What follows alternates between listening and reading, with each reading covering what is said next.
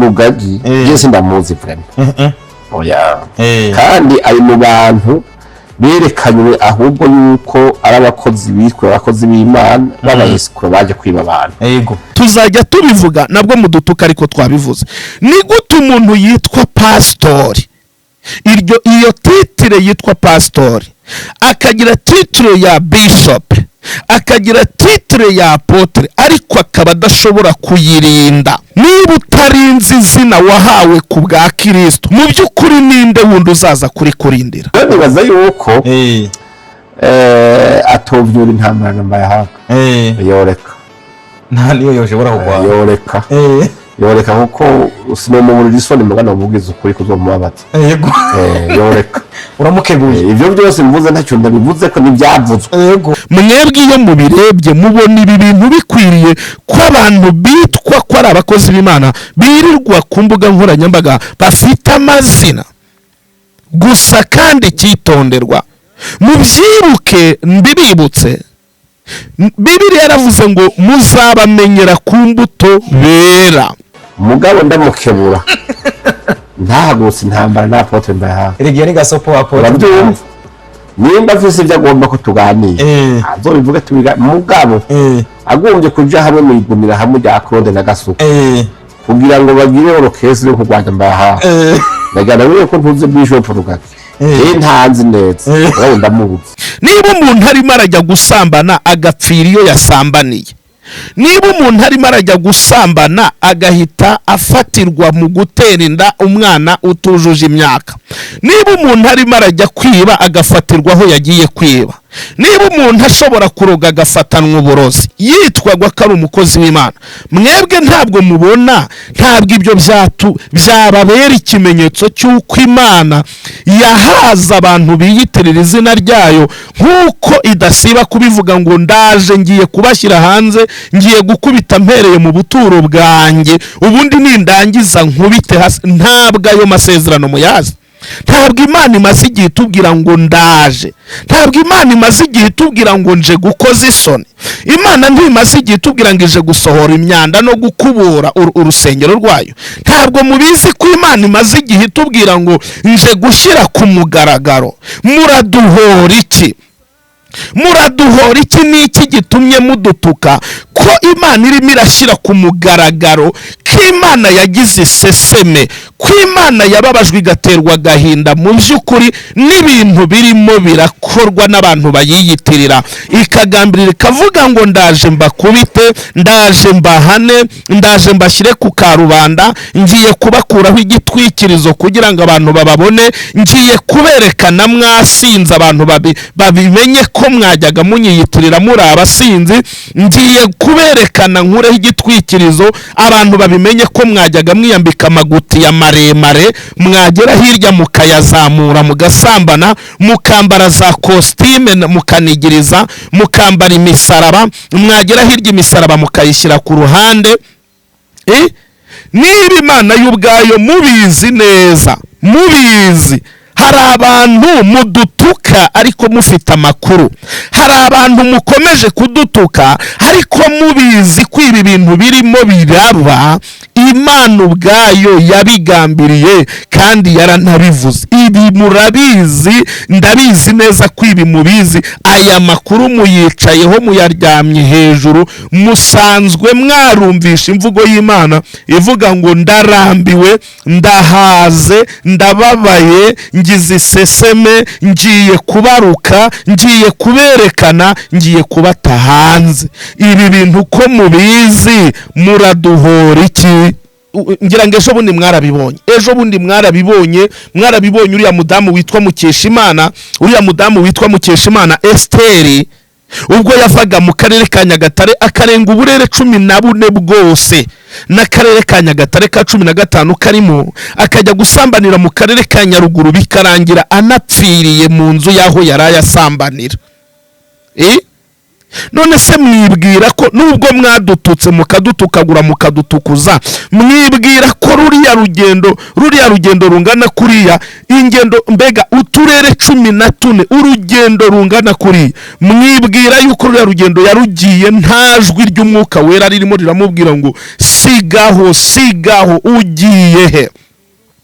Mwibwira ko nta jwi ryahagurukanye nawe uhereye umunsi yatangiye gupangiraho, uhereye umunsi yatangiye kuganiraho no kwemeranya n'umusambane we uko bazajya gusambana? Mwibwira yuko nta jwi yigeze agira rimubwira ngo Mukeshimana Esther uri umukozi w'Imana sigaho, Mukeshimana Esther uri umudiyakoni sigaho, Mukeshimana Esther uri umuririmbyi sigaho? Mutekereza yuko iryo jwi ry'umwuka wera ntaryo yigeze yakira?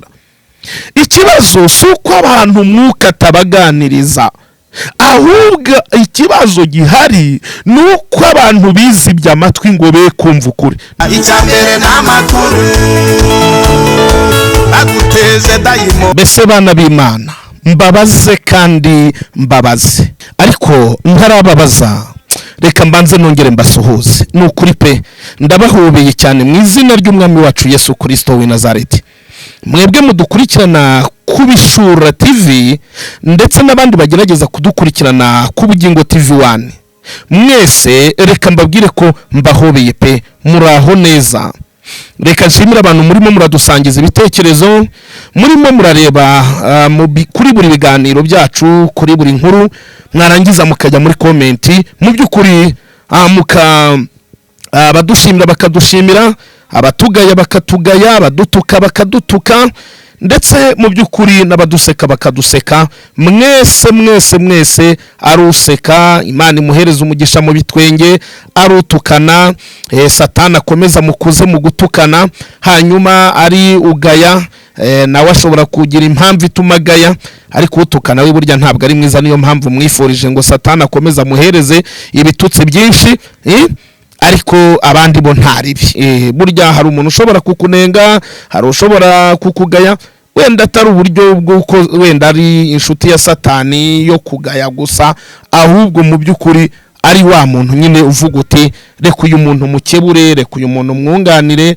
mugire inama. Hagati aho ngaho ariko sinabura kubabwira ko mwabagabo mwe namwe, mwabagore mwe, mwabasore mwe namwe, mwabakobwa, murabizi ko Imana yanga ibyaha, kandi Imana yanga ibyaha pe.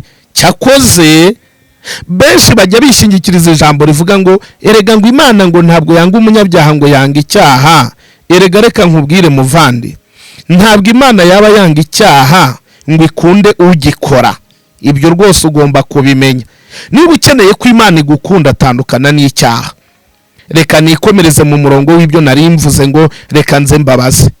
Niba murimo muritegereza cyangwa se mukumva aka gace k'aya majwi ndetse n'aya mashusho y'uyu mugabo witwa Apotre Mbayahaga, reka mbanze mbabwire ibya Apotre Mbayahaga n'umugabo witwa Bishop Rugagi ndetse n'undi witwa ngo ni Pastor Claude. Ntabwo ndi buze kubabwira ibyo witwa Kasuku nubwo agarukamo hano, na ibyo yu Kasuku ntabwo akijijwe, n'umwe mu bahanga batorewe gutukana. Sinzi ashobora kuba bihemberwa, hari umuntu wabaramuhaye akazi, ariko reka nivugire ku bya Apotre Mbayahaga ndetse na Bishop Rugagi ndetse n'uwitwa Pastor Claude. Niba murimo murumva neza ibi bintu, cyangwa se mukaba mwumva iki kiganiro, nimwumva aya matitire mvuze muri iki kiganiro.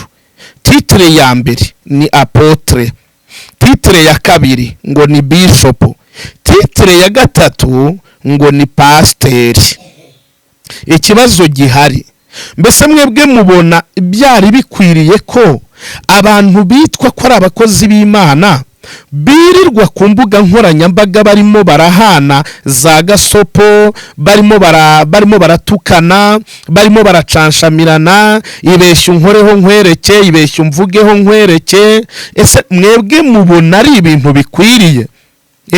Mubona ari ibintu bikwiriye kumva ngo Apotre yahanganye na Bishop? Mubona ari ibintu bikwiriye kumva ngo pastori ngo ari hagati ya Bishop na Apotre, Bishop na Apotre bishyize hamwe barimo bararwanya Apotre yahagurutse nawe arimo ararwana? Mwebwe ibi bintu iyo mubirebye bana b'Imana, mubona ari ibintu bikwiriye kwere? Ndagira ngo abantu muze munyemerere pe, munyemerere tubisangireho ibitekerezo, tubiganireho, nyamuneka mu mwuka mwiza. ejo bundi nakoze ivugabutumwa ndababwira ngo byagenze bite, ndabaza ngo mu by'ukuri mubona byari bikwiriye ko abanyamadini, abantu bambara za kora, abantu bambara imisaraba ku makoti, abantu banigiriza amakaruvati na za congo, abantu bahagarara imbere y'abantu ngo bakagabura umubiri wa Kristo, ngo bakanatanga no ku maraso ngo ya Kristo. Mwebwe iyo mubirebye mubona izina ry'Imana ritagayishwa natwe ubwacu? Ko benshi mwize za Bibiliya, abandi mukiga, abandi muvuga yuko ngo mufite ngo umwuka, ngo mufite impano. Reka tuvugishe ukuri, niba uyu mwuka muvuga ngo mufite adashobora kubaha guhuza, uyu mwuka ntawe uhari, murabeshya.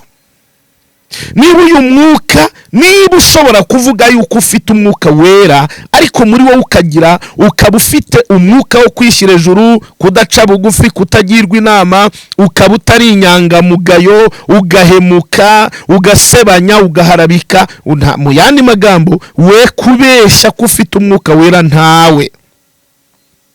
Murabizi ko umwuka wera ni umuyobozi, umwuka wera ni umujyanama, murabizi ko umwuka wera ari umufasha. Niyo mpamvu iyo umuntu agiye gukora icyaha agira amajwi amurwanira mu bitekerezo, noneho ugasanga abantu benshi baravuga ngo ni uku mutima umwe ngo urambwira, ngo ngiye kumva ngo numva n'undi mutima ngo urambwiye. None se reka mbanze nkubaze, ugira imitima ingahe? Ugira imitima ingahe? Niba wagiye, tuvuge ni urugero, urimo urapanga kujya gukora ibyaha by'ubusambanyi, wumvise ijwi muri wowe rikubwira ngo iki kintu ni icyaha, uramenye udaca inyuma y'umugabo, uramenye udaca inyuma y'umugore, uratinyutse, mbega ukumva ijwi ririmo rirakubaza ngo uratinyutse, mama runaka n'ukuntu agukunda, n'ukuntu akubaha, n'ukuntu akugandukira, ugiye kumuca inyuma. Papa runaka n'uburyo agerageza kukwereka yuko agukunda, uratinyutse ugiye kumuca inyuma. Mbega ukazajya wumva amajwi akubaza gutyo, ugatangira kumva ugira ubwoba, ugatangira kwibaza, mbega ukazajya wumva rya jwi rirakubwira ati none se ubwo ubundi ugize umwaku bakakugwa hejuru bakagufata, ugize umwaku bakagufata uri musambana n'undi mugabo, ugize umwaku bakagufata uri musambana n'undi mugore, mbega ugakomeza wumva ijwi ukumva ibibazo bimeze bityo. Uwo ni umwuka wera, ntabwo ari uko ufite imitima irenze umwe, ahubwo iryo ni ijwi ry'umwuka wera. Mwibutse ko kuva igihe umuntu yirukaniwe muri Edeni yashyizweho ijwi rimurinda. Iryo jwi rimurinda niryo jwi rihora rimukumira. Iyo tubirebye neza muri Matayo, mbega tukareba muri ziriya nzandiko zigeze kuri enye, ubutumwa bune bwa Mariko, Matayo, Luka na Yohana, aho hose murabizi ko Yesu agenda agaruka, ariko iyo ageze mu gice cya 16 mu gice cya 16 cy'ubutumwa bwiza, cy'ubutumwa bwe uko bwanditswe na Yohana, aravuga ngo ndagiye ariko ningenda ndabohererezwa umwuka wera ari we mufasha, zaza. Ibyo ngibyo murabizi ko tubizi, nubwo tubyica ariko murabizi ko tubyica tubizi.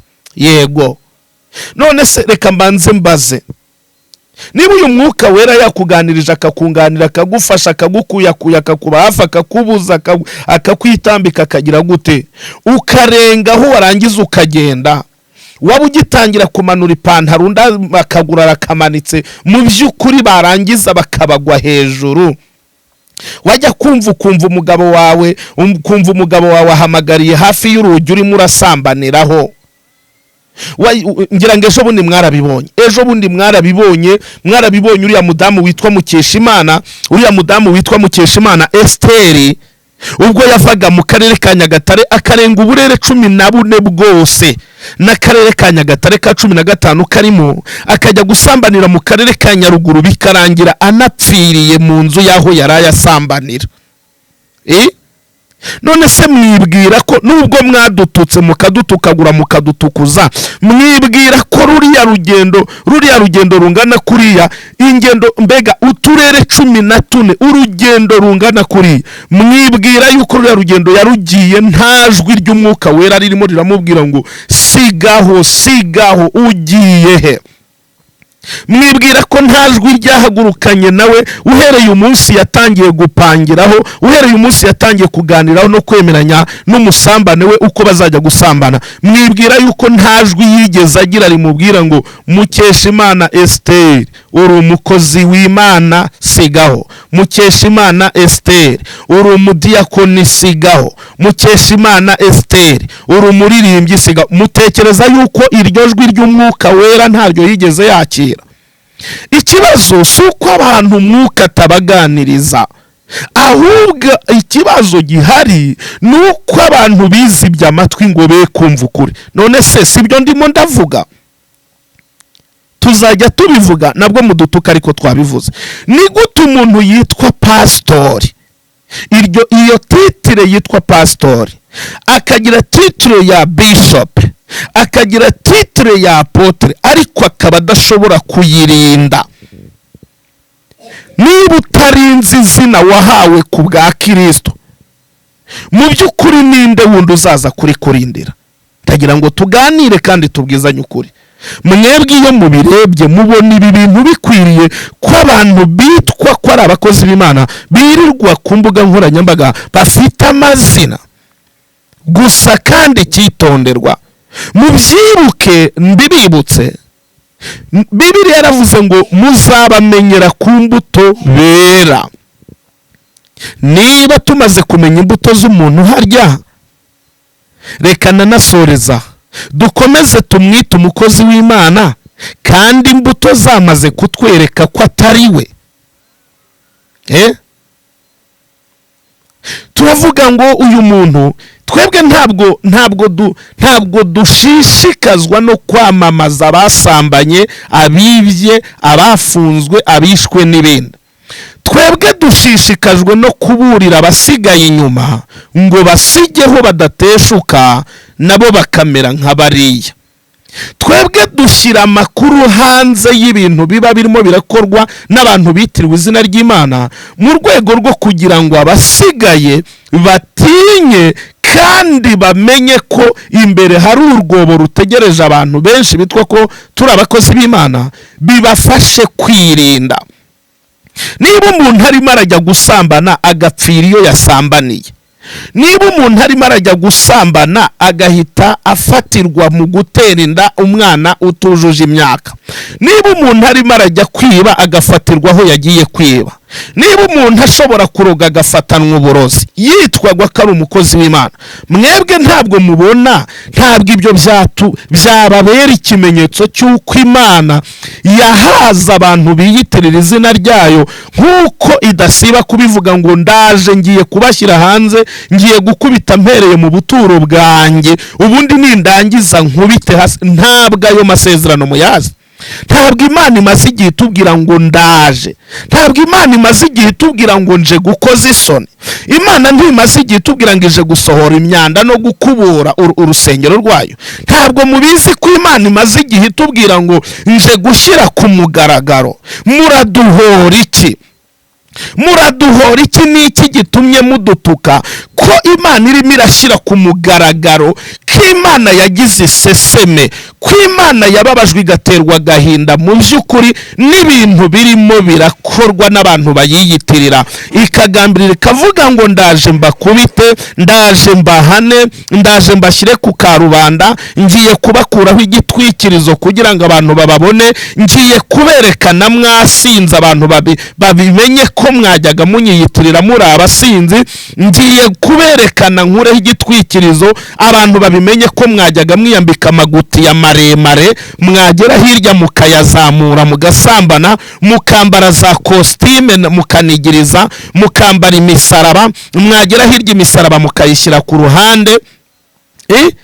Niba Imana y'ubwayo mubizi neza, mubizi hari abantu mudutuka ariko mufite amakuru, hari abantu mukomeje kudutuka ariko mubizi ko ibi bintu birimo biraba Imana ubwayo yabigambiriye kandi yaranabivuze. Ibi murabizi, ndabizi neza ko ibi mubizi. Aya makuru muyicayeho muyaryamye hejuru, musanzwe mwarumvisha imvugo y'Imana ivuga ngo ndarambiwe, ndahaze, ndababaye, ngize iseseme, ngiye kubaruka, ngiye kuberekana, ngiye kubata hanze.